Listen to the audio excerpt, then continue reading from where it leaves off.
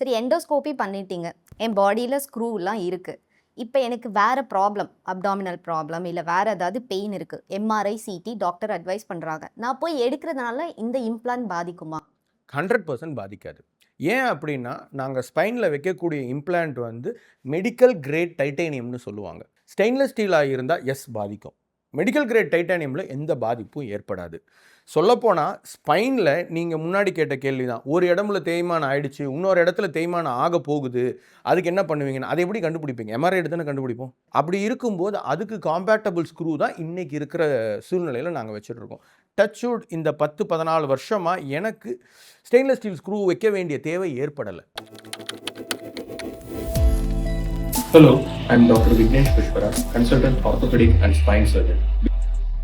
சரி இப்போ நம்ம பேசிட்டு இருக்கும்போது எண்டோஸ்கோப்பில ஸ்க்ரூஸ், ராட்ஸ் எல்லாம் ஃபிக்ஸ் பண்றீங்க. இந்தியன் பெஸ்ட்டா? இம்போர்ட்டட் இம்ப்ளான்ட் பெஸ்ட்டாங்க சார்? ஆமா, நான் வந்து டிரைவர்மா, புரியுதுங்களா? உங்ககிட்ட அம்பாசிடர் கார் வாங்கி கொடுக்க முடியும்னா என்னால் அம்பாசிடர் காரில் உங்களை சேஃபாக வீட்டில் கொண்டு போய் சேர்த்த முடியும். இதுவே உங்களால் BMW கார் வாங்கி கொடுக்க முடியும்னா BMW காரில் என்னால் வீட்டில் கொண்டு போய் சேர்த்த முடியும். நான் வந்து BMW தான் விற்பேன் அப்படின்னு சொல்கிற டிரைவரும் கிடையாது, அம்பாசிடர் போதும்னு சொல்கிற டிரைவரும் கிடையாது. It depends upon the socio economic status of the person.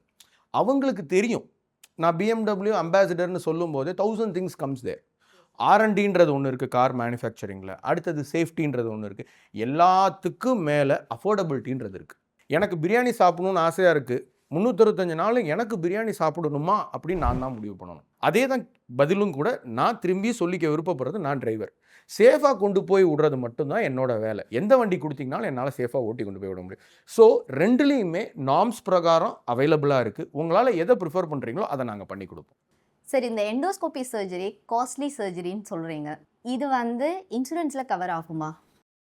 காஸ்ட்லின்னு சொல்கிறது வந்து தப்பான வார்த்தைன்னு நான் சொல்லுவேன். காஸ்ட்லின்ற வார்த்தை கிடையாது, அஃபோர்டபுள் தான். பட் எந்த அளவுக்கு அஃபோர்டபுள்ன்றது உங்களோட சோஷியோ எக்கனாமிக் ஸ்டேட்டஸ் முடிவு பண்ணணும்னு நான் சொல்லிட்டேன். நான் முன்னாடி இருக்க வீடியோஸில் சொன்னதே தான் திரும்பி சொல்ல போகிறேன். இப்போ ஒரு வருஷத்துக்கு ஃபுல்லாக வர பண்டிகைகளுக்கு நம்ம எவ்வளோ செலவு பண்ணுறோமோ அதுதான் ஒரு எண்டோஸ்கோபிக் சர்ஜரிக்கு செலவு ஆக போகுது. இன்கேஸ் நீங்கள் ப்ரைவேட் இன்சூரன்ஸ் வச்சுருக்கீங்கன்னா 100% கவர் ஆகும். இன்றைக்கெலாம் வந்து ப்ரைவேட் இன்சூரன்ஸ் இதெல்லாம் கவர் பண்ணுறதுக்கு ரெடியாக இருக்காங்க. அவங்களுக்குமே அவங்களோட கிளைண்ட்ஸான பேஷண்ட்ஸ்க்கு பெஸ்ட்டை கொடுக்குறதுல அவங்களுக்கு எந்த நஷ்டமும் கிடையாது. எப்படி வந்து ரோபோட்டிக்ஸ் கவர் பண்ணுறாங்களோ அதே மாதிரி எண்டோஸ்கோபிக்கும் கவர் பண்ணுவாங்க. டாக்டர், இப்போ எனக்கு ஸ்பைன் ப்ராப்ளம் வந்துடுச்சு. நான் இப்போ தான் இன்சூரன்ஸும் போட்டிருக்கேன். ஸோ நீங்கள் எத்தனை நாளில் எனக்கு ஆப்ரேஷன் பண்ணி கொடுப்பீங்க சார்? அம்மா, ஸ்பைன் ப்ராப்ளம் அப்படின்றது வந்து அக்யூட் ப்ராப்ளம் கிடையாதுமா, அது வந்து க்ரானிக் ப்ராப்ளம். க்ரானிக் ப்ராப்ளம் அப்படின்றது சம்வாட் செமி எமர்ஜென்சின்னு தான் சொல்லுவாங்க. அண்ட் இது வந்து டீஜென்ரேட்டிவ் ப்ராப்ளம். இன்சூரன்ஸ் கம்பெனி நம்ம ஊரில் இருக்கிற 90% இன்சூரன்ஸ் கம்பெனி ஸ்பைன் டிசீசஸ்க்கு சர்ஜரி பண்ணணும் அப்படின்னா வந்து மினிமம் 48 months விண்டோ பீரியட் கேட்பாங்க. இது முன்னாடி. இப்போ வந்து அந்த 48 months குறைச்சி 24 to 36 months விண்டோ பீரியட். அந்த 24லேருந்து 36 மாதத்துக்கு முதுகுத்தண்டுக்கு உண்டான ஆப்ரேஷன் இன்சூரன்ஸில் கவர் ஆகாது. சொல்லப்போனால் ஹை எண்ட் இன்சூரன்ஸ் டே 1ல் இருந்து உங்களோட எல்லா ப்ராப்ளத்துக்கும் சால்வ் பண்ணக்கூடிய இன்சூரன்ஸ் நீங்கள் எடுத்திருந்தீங்கன்னா மட்டும்தான் கவர் ஆகும். அந்த மாதிரி இன்சூரன்ஸோட ப்ரீமியம் சர்ஜரி காஸ்ட்டுக்கு ஈக்குவலாக வந்துடும். ஸோ நம்மளுக்கு ஒரு பொருள் ஈஸியாக கிடைக்குதுன்னா எல்லாருக்கும் ஈஸியாக கிடைக்கும். இன்சூரன்ஸில் இருக்கிறவங்க அதை ப்ராப்பராக பிளான் பண்ணி தான் வச்சுருக்காங்க. ஸோ அவங்க வச்சுருக்கிறதும் கரெக்டு தான். டாக்டர், எனக்கு வந்து ஸ்பைன் ப்ராப்ளம்.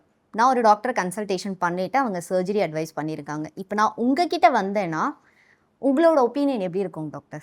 என்னோட ஒப்பீனியன் ரொம்ப பிளாக் அண்ட் ஒயிட்டாக இருக்கும். அந்த டாக்டர் சர்ஜரி சொல்லிட்டாரு அதுக்காக நீங்கள் என்னை பார்க்கக்கூடாதுன்னு நான் சொல்ல மாட்டேன். டெமோக்ராட்டிக் கண்ட்ரி, சுதந்திர நாடு, யார் வேணால் என்ன வேணால் வந்து கேட்கலாம். அப்படி இருக்கும்போது என்கிட்ட வராங்கன்னா என்னோட ஒப்பீனியனை பியூராக சொல்லுவேன். நான் கண்டிப்பாக செகண்ட் ஒப்பீனியன் எடுக்கிறது தப்பே கிடையாது. ஆனால் வந்து 50 ஒப்பீனியன் எடுக்கிறது தான் தப்பு. இப்போது நான் பேஷண்ட்கிட்ட பார்த்துருக்கேன், போன தடவை சொல்லியிருப்பேன்னு நினைக்கிறேன். நான் ஒரே பேஷண்ட் வந்து 5 வருஷத்துக்கு 6 மாதத்துக்கு ஒரு தடவை எம்ஆர்ஐ எடுத்து வச்சுருக்காங்க. அவங்களோட பிரச்சனை மோசமாயிட்டே போகுது, ட்ரீட்மெண்ட் பண்ணாமல் இருக்காங்க. அந்த மாதிரி பண்ணுறதும் தப்பு. அதை விட நான் எடுத்தேன் உடனே போய் ட்ரீட்மெண்ட் பண்ணிக்கிறேன்னு சொல்கிறதும் தப்பு. திருப்பி சொல்கிறது என்னென்னா, என்ன மாதிரி ஆட்கள் தமிழ்நாடு ஃபுல்லாக நிறைய பேர் இருக்கோம். நாங்கள் யார்கிட்ட வேணால் நீங்கள் ட்ரீட்மெண்ட் பண்ணிக்கலாம். ஒரு ஒப்பீனியனுக்கு 2 ஒப்பீனியன் எடுத்துக்கலாம். 2 ஒப்பீனியனில் உங்களுக்கு யார் சாட்டிஸ்ஃபை ஆகுதோ அவங்கக்கிட்ட நீங்கள் ட்ரீட்மெண்ட் பண்ணிக்கலாம். அதுக்காக ஒப்பீனியன் எடுக்கிறதும் தப்புன்னு சொல்லலை, ட்ரீட்மெண்ட் பண்ணிக்காமல் இருக்கிறது கரெக்டுன்னு சொல்லலை. ரெண்டுமே பேலன்ஸ்டாக இருக்கணும். 50 ஒப்பீனியன் எடுக்கிறதும் தப்பு, எவ்வளோ சீக்கிரம் ட்ரீட்மெண்ட் தேவைன்றதை டாக்டர்கிட்ட கேட்டு முடிவு பண்ணாமல் விடுறதும் தப்பு. சரி, இப்போ என்னோட ரிலேட்டிவ் 130 kg இருக்காங்க, 130 கிலோ. அவங்களுக்கு ஸ்பைன் ப்ராப்ளம். நீங்கள் எப்படி ட்ரீட் பண்ணுவீங்க? என்ன சர்ஜரி கொடுப்பீங்க அவங்களுக்கு? என்ன சர்ஜரி பண்ணுவீங்க? சாரி. ஃபஸ்ட்டு வந்து 130 கிலோ நான் எப்படி அசஸ் பண்ணுவேன்னு வச்சுக்கோங்க. நர்வ் டேமேஜ் ஆயிருக்கா இல்லையான்னு பார்ப்பேன். நர்வ் டேமேஜ் எம்ஆர்ஐ எடுக்கணும். எம்ஆர்ஐ எடுத்துருவேன்.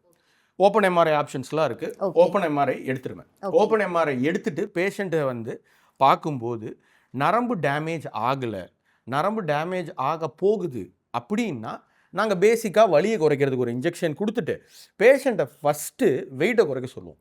இன்கேஸ் அவர் சாப்பிட்றது தான் பிரச்சனை, அவரோட செடென்ட்ரி லைஃப் தான் பிரச்சனைனா அவரே ஒரு நல்ல டயட்டீஷியனாக பார்த்து வெயிட்டை குறைங்க, ட்ரீட்மெண்ட் பண்ணிக்கலாம்னு சொல்லுவோம். ரெண்டாவது, அதெல்லாம் பிரச்சனை கிடையாது அப்படின்னா நாங்கள் ஒரு எண்டோக்ரைனாலஜிஸ்ட்டாக பார்த்து ஏன் உடம்பு ஜாஸ்தியாக இருக்குன்னு கண்டுபிடிச்சி அதுக்கு ட்ரீட்மெண்ட் ஆரம்பிச்சுட்டு இதுக்கு ட்ரீட்மெண்ட் பண்ணுவோம். இது first case scenario. Second case scenario, 130 kilo இருக்காரு, நரம்பு அமுங்கிருச்சு, கால் நரம்பு மரத்து போயிடுச்சு, நரம்பு டேமேஜ் ஆகிருக்கு அப்படின்னா 100% நாங்கள் ட்ரீட்மெண்ட் உடனே ஸ்பைனுக்கு தான் பண்ணுவோம். நரம்பை காப்பாற்றுறது தான் எங்களை ஃபோர்மோஸ்ட் எய்மே. எங்கள் treatment, that means spine treatment அப்படின்னா ஸ்பைன் நர்வ்ஸ் டேமேஜ் ஆகக்கூடாது, அதுக்கு முன்னாடி காப்பாற்றிடணும். திரும்பி திரும்பி எல்லாருக்கும் புரிகிற மாதிரி சொல்கிறது, ஸ்பைன் சர்ஜன்ஸ்னால லைஃப்பை திருப்பிலாம் கொடுக்க முடியாது, ஆனால் பேஷண்ட்டோட லைஃப் ஸ்டைலை திருப்பி கொடுக்க முடியும். அது 1 வயசு குழந்தையாக இருந்தாலும் சரி, 90 வயசு தாத்தாவாக இருந்தாலும் சரி. ஸோ ஏஜ், வெயிட் எல்லாமே நாங்கள் பேலன்ஸ் பண்ணி கூட இருக்க கோமாபிடிட்டிஸையும் பேலன்ஸ் பண்ணி தான் ட்ரீட்மெண்ட் பண்ணுவோம். ஓகே டாக்டர், இப்போ ஹார்ட் டிரான்ஸ்பிளான்ட் அந்த மாதிரிலாம் பண்ணவங்களுக்கு நீங்கள் ஆப்ரேஷன் பண்ணியிருக்கீங்களா? ஒரே ஒரு பேஷண்ட் கிட்னி டிரான்ஸ்பிளான்ட் பண்ண பேஷண்ட்டுக்கு பண்ணியிருக்கேன். லிவர் டிரான்ஸ்பிளான்ட் பண்ணவங்களுக்கோ ஹார்ட் டிரான்ஸ்பிளான்ட் பண்ணவங்களுக்கோ பண்ணுறது கஷ்டம். ஏன் அப்படின்னா எங்களோட சர்ஜரி அவங்களுக்கு ப்ராப்ளமாக இருக்காது, ஆனால் அனஸ்தீசியா கொடுக்குற மெடிசன் அவங்களுக்கு கண்டிப்பாக ப்ராப்ளமாக இருக்கும். இதுக்கு அவங்க என்ன பண்ணணும் டாக்டர்? வர்றதுக்கு முன்னாடி காப்பாற்றிக்கங்கன்னு மட்டும்தான் நான் சொல்லணும், வேறு எதுவுமே பண்ண முடியாது. ரிஸ்க் எடுத்து என்னால் பண்ண முடியும், ஆனால் அந்த ரிஸ்க்கை நாங்கள் எடுக்கும்போது லைஃப் ஸ்டைலான வரும். அங்கே life comes first. So life is first always, life style comes second. அந்த இடங்களில் நாம் எப்படி பண்ணுறோம் அப்படின்றது தான் முக்கியம். வந்துட்டேன் பேக்கப் இருக்குது எல்லாருக்கும்லாம் பண்ணக்கூடாது.